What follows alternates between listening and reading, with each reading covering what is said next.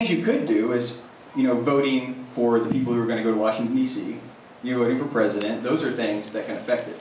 But where we are and what we're running on, I wish we could get right there together and give each other a high five and move forward on that. But we just, it's literally can't happen constitutionally because we're operating at a state level.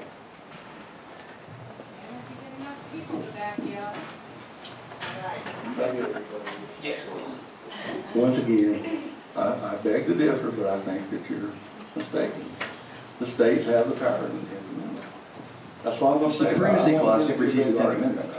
One time. That's all I got to say about it. We agree to disagree on that. But I even have the Supreme Court backing me up on this. And again, there are other ways to go about it, but the idea that we can't, it's not feasible. Like you say, we can argue about it. There's no argument. I wish there was. I wish there was. I would agree with you. But it's just from a legal standpoint, constitutionally, it's not feasible.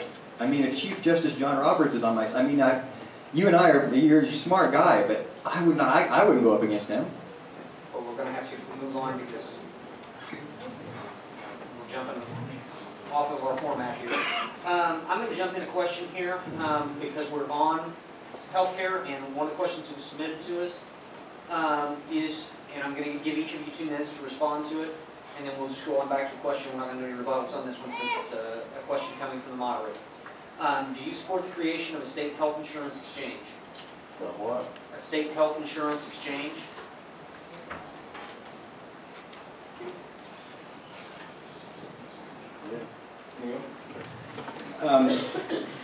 The health insurance exchange is something that will have to happen if the Affordable Care Act legislation passes through. And really, the only thing that's stopping it at this point, like I said, again, for those of you who clapped, I'm on your side. I wish we would have got something better. I'm talking from a constitutional standpoint. But what's happening, the reason we haven't moved forward with that is because the governor is essentially waiting for the presidential election. Because Mitt Romney has said he would repeal Obama. Obviously, he's not going to repeal Obamacare. He's going to move forward with it. That would decide if we have to set up an exchange. In the meantime, certain governors, ours being one of those, has said, I'm going to wait. I'm going to wait and see what happens. Other places, you saw, federal representatives like Paul Ryan go ahead and move to set those up. Because they know this isn't saying I'm in favor of it. This is saying there are millions of taxpayer dollars, our taxpayer dollars, that they want to put back into this exchange and help our sick people here in the state. I'm not going to play politics with that. And they said, I'm going to vote for whoever I want for president. Maybe we can repeal it. That'll be great. But in the meantime, I'm not going to get up on a soapbox and refuse to move forward with this and lose millions and millions of dollars that can be going into our healthcare system here in Kansas. And that's essentially what Brownback has done. Is he's gotten up on a soapbox and saying, you know what? Keep your money. Keep all that money that our taxpayers put into this. We're going to wait and see what happens. And you know what? Maybe he could roll the dice and it might work.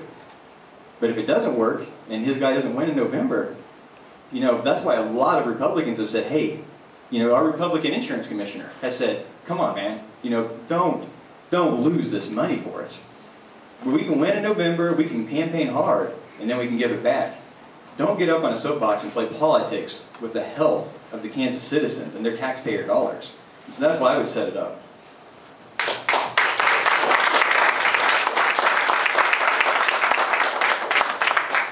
Well, that's what happens when you got federal dollars to tax the thing. They throw the carrots out and everybody bites. And that's part of the problem we're in now. That's why we're in the problem of our nation's broke the way it is. Yeah, you're absolutely correct about them guys waiting it out. Even if Romney was to get elected, that's not mean it's going to pass. It won't be repealed or whatever. We need to wait and see. But like I said before, I think Brownback done the right thing in protest. I don't think we'll lose the funding on it. That's about all I got to say. You have the next question. Well, no, sorry, we already lost actually the funding. There's no rebuttals. Okay. We'll go back to a touchy subject that we had last time. It's not going to be a bad one. No, sir, it's not. I'm proud to be endorsed by the Chamber of Commerce, the Kansas Chamber of Commerce. Because that is not just one or two businesses across the state. That's hundreds of businesses in 70 some odd chapters. And on your webpage, and at the debate the other night, you said, we, and I'm Grant Randall, will not get the Kansas Chamber's endorsement, nor would we accept it. We are not corporate funded. You hear me now? I hit the button accidentally.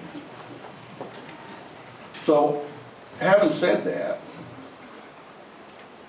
if you're elected into office, how do you plan to gain back the respect to all these businessmen that are in part of that, you know, and when they've endorsed me as the job creation candidate, in their opinion, in the state of Kansas? I would be standing with a majority of politicians in small towns and small businesses that don't have that respect and are fighting against them. Like you said, 70 members. You know, places like, I believe, Salina, Hayes, I know Lawrence have dropped out for that reason. There have been a lot of moderate Republicans like Dwayne Umbarger step up and say, you know, they no longer represent this small business. They represent Koch Industries, who donated 6 figures in the primary and have donated, we don't know what they've donated yet for the general. You know, they represent Boeing, they represent Goodyear, they represent anybody with thousands and thousands of employees. And that's why we're seeing all these towns drop out. You know, that's why we're seeing them say, like I said, people like Dwayne come out and say, I'm a Republican, I'm a conservative, you know, but they came against me. They don't represent this interest. You saw editorials written in all of these newspapers, these towns that dropped out, saying they don't represent, or they've become a political action committee. And they do have a PAC. They're only getting money from these extremist groups, and they have become a political entity. They're no longer a small business entity, they're no longer a business entity. You know, and I believe in following the money. You know, that makes it very easy. You don't have to go to some blog, you don't have to go to the media. You start looking at those filing statements and you look at where the checks are coming from. And that's how I make my decision on a lot of things. That cuts through a lot of bull when you just follow the money.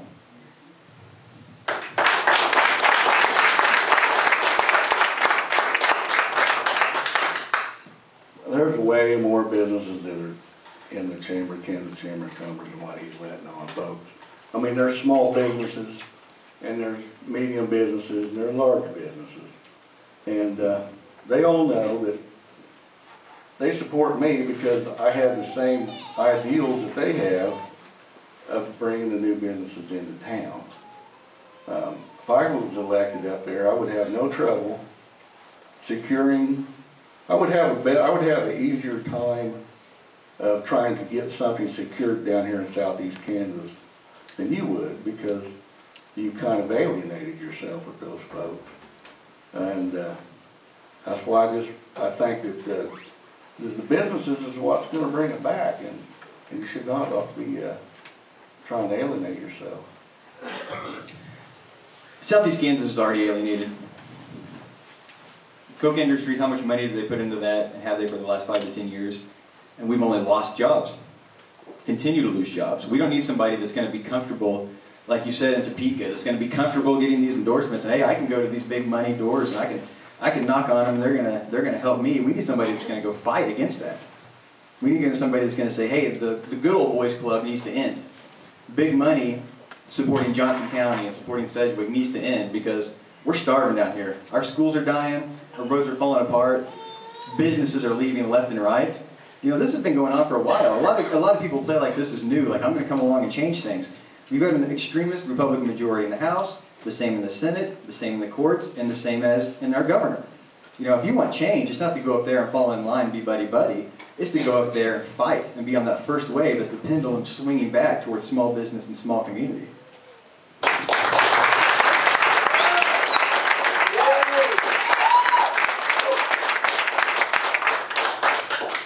That's my mom, right? Well, that, No. Your dad loved it.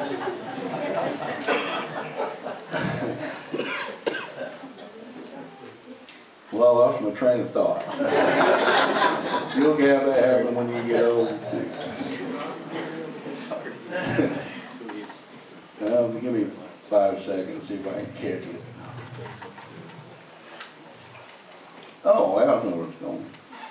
You know, over the last 10 years, you know, we say we've lost all these jobs. Even back in the Spartans and Sebelius years, there's probably a period of 8, 10 years there, we lost 15,000 jobs in the state of Kansas, you know. And it'd be hard to get those back. And then the reason they left because we were taxing them. Our tax burden was too high on them. So that's my rebuttal. We have just about 5 minutes left. We'll give you the last question. This will be the last question.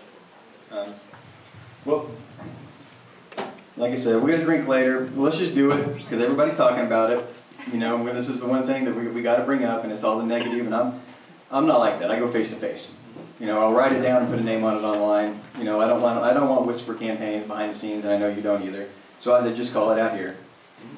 You know, I go to donut shop in Columbus. You know, and I hear, you know, like, well, you didn't have a job when you lived in D.C. And I heard it was a Buddhist is one thing I heard. You know, I heard, and I'm not saying that to you, but I'm saying that I've gone to people's doors and I hear this stuff. You know, and I say, well, okay, so where'd it come from? No, we don't really want to say. You know, we really don't want to say. You know, well, be a man about it.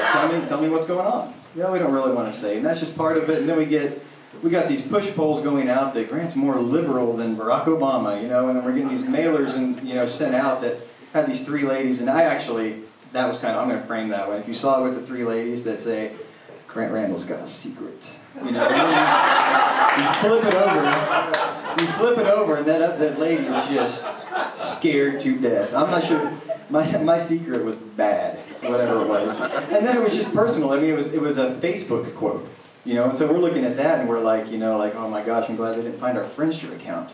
But we were just, it's not good stuff. It's not what I like to do. I like political attacks, and that's fine. And you can beat me over the head with a political attack all day long, because that's fair business.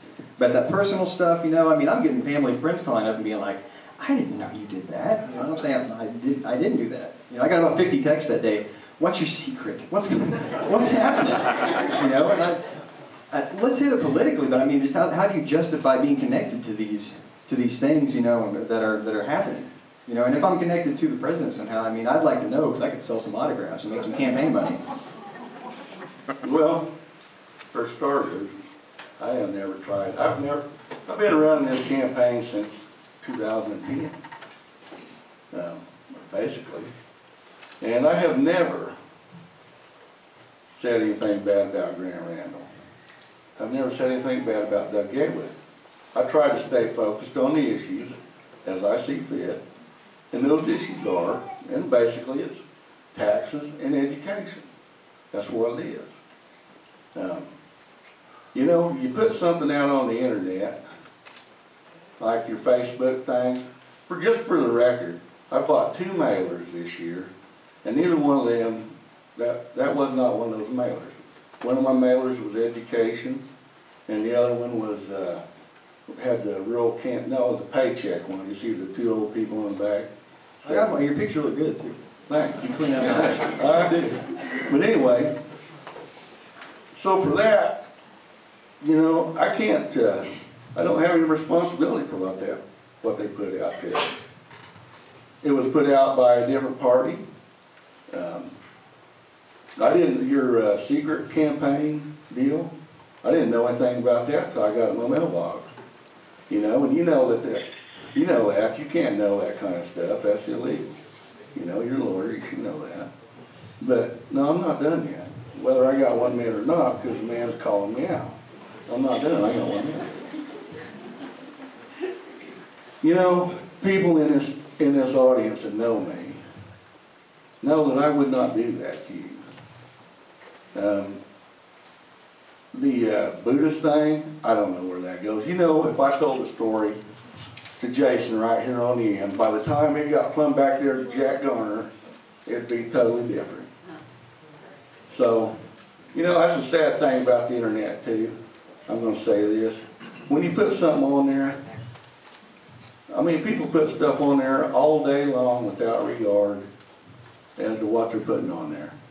And it's out there forever. It's there to stay.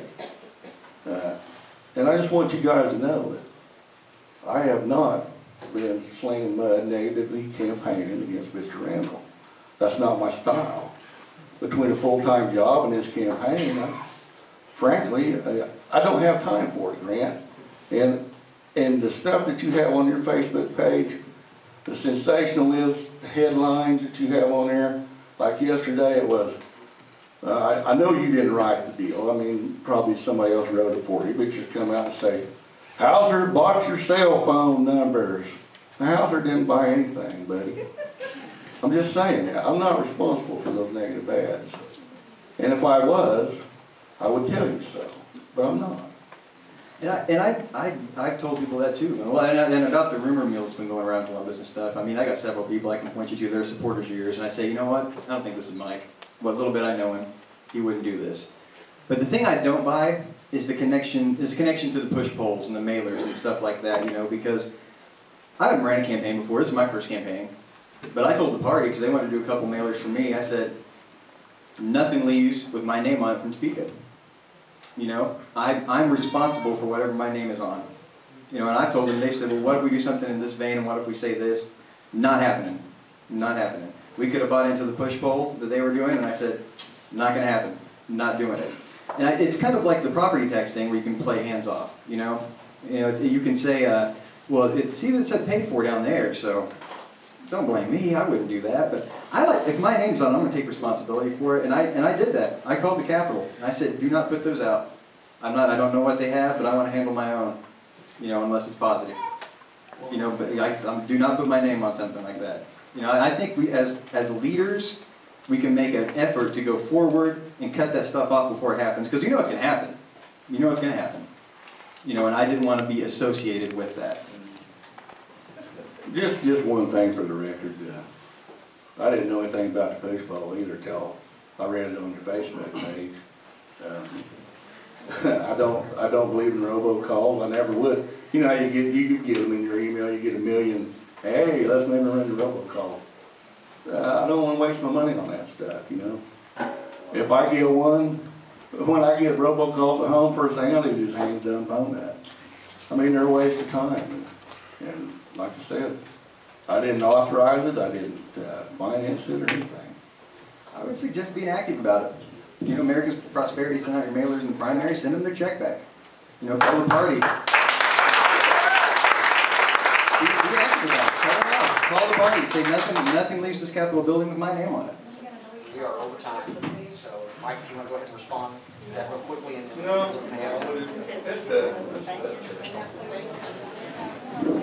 All right, well, I'd like to thank everybody. I'd like to thank everybody for coming out tonight. And let's give both candidates a big hand.